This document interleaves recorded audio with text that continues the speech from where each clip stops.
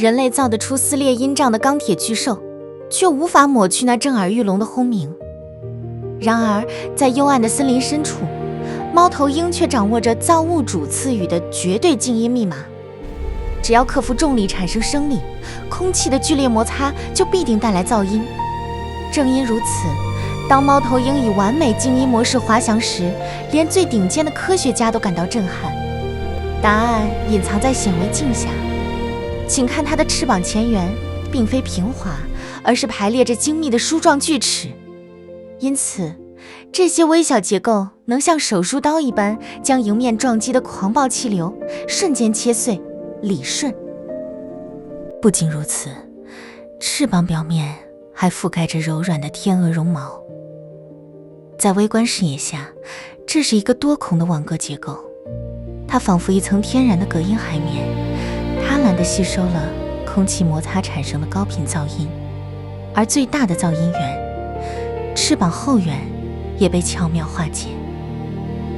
猫头鹰羽毛的尾部呈现流苏状须边，于是这些柔韧的多孔弹性结构打破了巨大的尾涡流，从源头上掐断了声音的爆发。更令人惊叹的是它的声学策略，这套机制将飞行噪音精准降到了田鼠听觉的盲区之外。这意味着，当它急速降临时，猎物根本听不到任何风暴的预警，猝不及防。同时，这种降噪也保护了它自己，因为飞行噪音被抑制在低于它自身的听力范围，所以它在空中滑翔时依然能穿透黑暗，清晰捕捉到地面落叶下哪怕最微弱的动静。如今，人类工程师正怀着敬畏之心，模仿着古老的微观力学，应用于航空与工业。造物主的设计